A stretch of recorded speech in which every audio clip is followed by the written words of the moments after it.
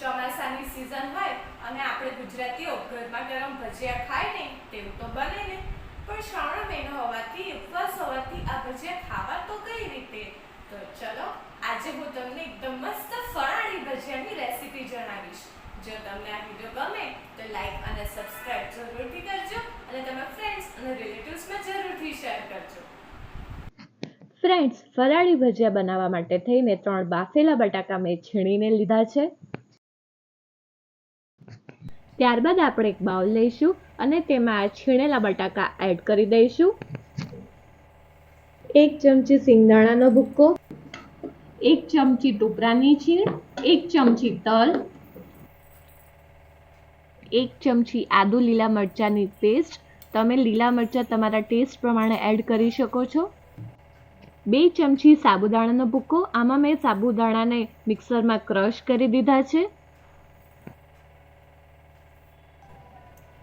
સિંધો મીઠું ટેસ્ટ પ્રમાણે, 1 ચમચી લીંબુનો રસ. ત્યારબાદ 1 ચમચી લાલ મરચું એડ કરીશું. હવે આ બધાને આપણે મિક્સ કરીશું.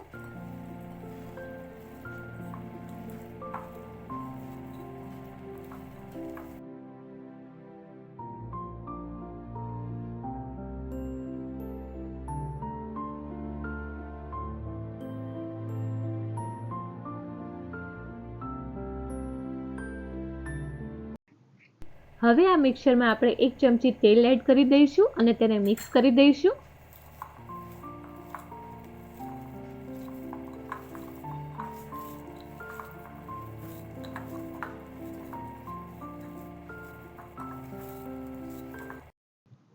ત્યારબાદ આપણે આ મિક્સરના ગોળ ગુલ્લા કરી દઈશું અને એક પ્લેટમાં મૂકી દઈશું.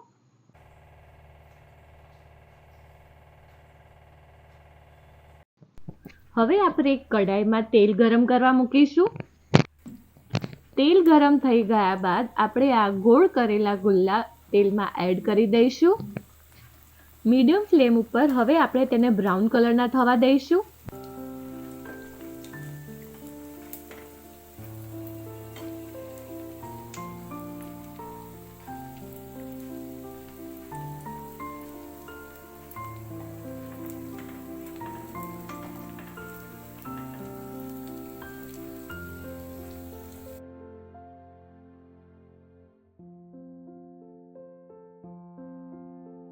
બ્રાઉન કલરના થઈ જાય ત્યારબાદ આપણે તેને તેલમાંથી બહાર કાઢી લઈશું.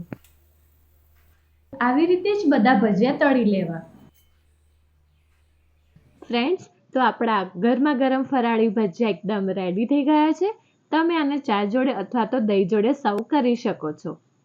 ફ્રેન્ડ્સ, જો તમને આ વિડીયો પસંદ આવ્યો હોય તો સબસ્ક્રાઇબની જોડે બેલ આઇકોન ઉપર ઓલ બટન દબાવજો જેથી મારા બધા નવા વિડીયો તમને મળતા રહે.